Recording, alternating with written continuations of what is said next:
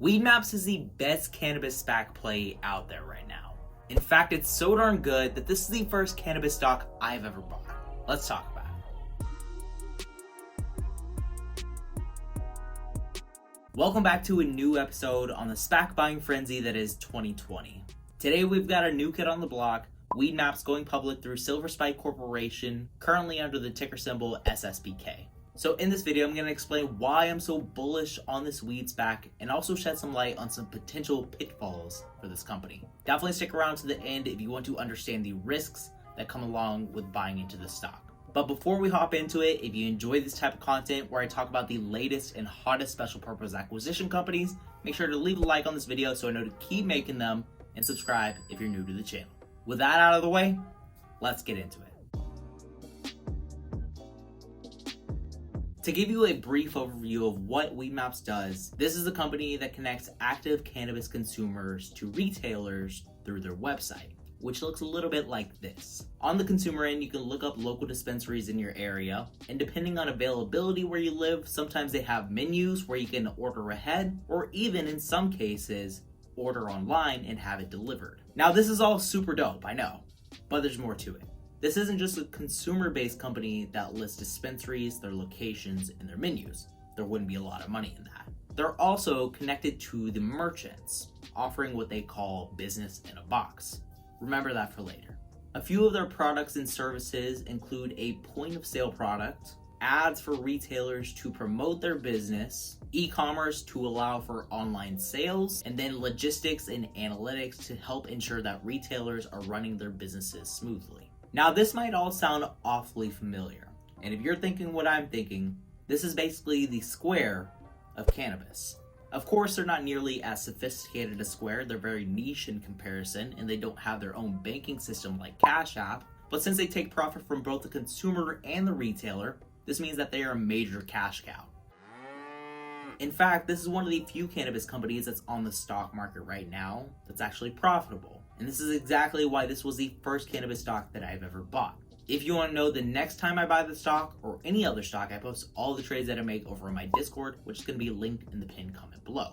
But anyway, 3 of the most popular cannabis stocks on the market, Tilray, Aurora Cannabis, and Canopy Growth, have yet to turn a profit. And this is exactly what's kept me from buying into cannabis stocks. But WeedMaps is a whole different story. According to their latest investor presentation, they've grown their revenue at an annual rate of around 40% over the past 5 years, from $43 million in 2015 to $144 million in 2019.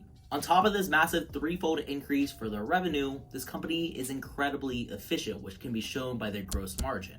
Since 2015, they've held a gross profit of 92%, which means that they get to keep most of the money that they make from their sales. The only issue that I see in this P&L sheet is their increasing operating expenses, which has climbed by $48 million a year, bringing down their profitability from 31% in 2015 to just 4% in 2019. The CEO said this was mainly due to WeedMaps starting their business in a box solution, which took a lot of upfront research and development, which dramatically increased their operating expenses. Hopefully, this means for 2020, they won't be burning through nearly as much cash. As of the first 3 quarters of 2020, they've only spent $80 million, and they're only planning to spend $118 million this year. That would end up being a decrease in spending of $13 million from last year, which is down more than 10%. They expect their margin to be just shy of 22% based on total revenue estimates of $160 million, up $16 million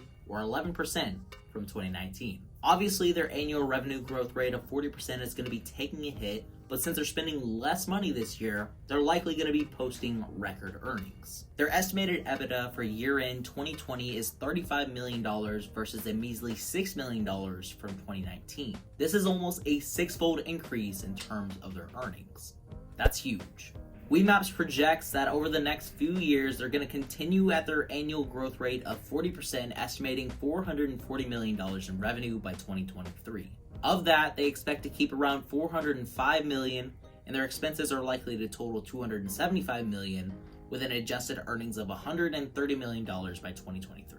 That's nearly a fourfold increase for the projected earnings over the next few years. And these graphs are honestly starting to look like the start of exponential growth. Of course, these are all estimates and nothing is guaranteed, but I honestly think that this company is very promising. They plan to go public at a value of around $1.4 billion, which might seem a bit high in such a developing industry like cannabis sales, but I think they could easily outgrow this once more legislation is passed for recreational use. They plan to grow their business by expanding to new markets as these regulations pass, both domestically here in the United States and also internationally. And I think once this company starts going global, this is going to be a huge game changer. They're also planning to grow their two-sided listed marketplace by attracting more consumers and also bringing in more businesses by possibly offering subscription services. They also plan to drive adoption of their business-in-a-box solution and pursue strategic acquisitions in order to accelerate the company's growth. The management team here seems very promising, with most of the executive team coming from pretty prestigious backgrounds. I definitely have a feeling that they're going to make these goals a reality. My estimate is that over the next few years, this company could easily net you threefold returns, growing from a market value of $1.4 billion to over $5 billion. But I say this with caution because there are a few hiccups whenever it comes to this company.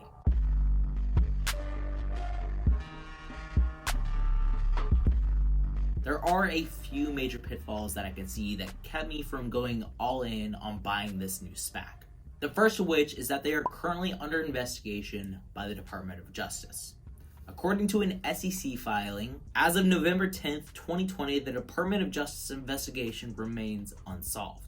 There were issued subpoenas back in September of 2019, and the Department of Justice is investigating 100 companies and individuals which were listed on their website.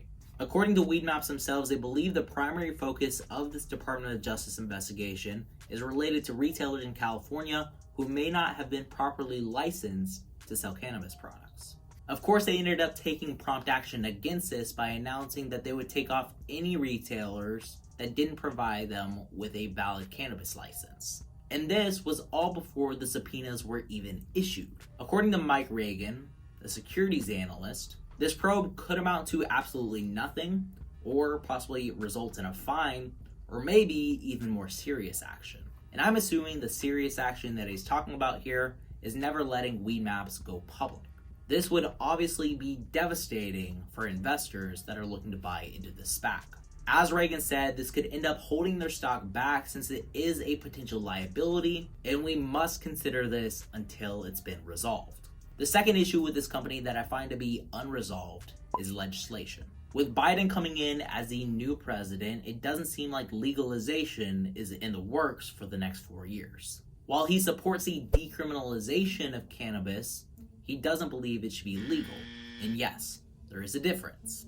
Decriminalization means to reduce or get rid of criminal penalties. Typically, in states and cities where it's decriminalized, you'll end up getting a small fine instead of getting a misdemeanor.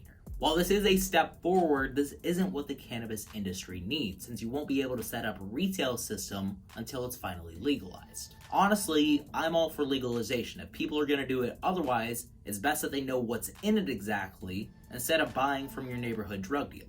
In states where it is legal, you know exactly what's in your product if you're buying from a dispensary. But obviously, this is all just my 2 cents on it. Now back to WeedMaps and their pitfalls. The third and final pitfall that I see with WeedMaps is what we talked about earlier, increasing expenses. Each year, even in their projections, they plan to dramatically increase their spending. In 2015, their expenses totaled just $33 million, but by 2023, they project this number to be $275 million.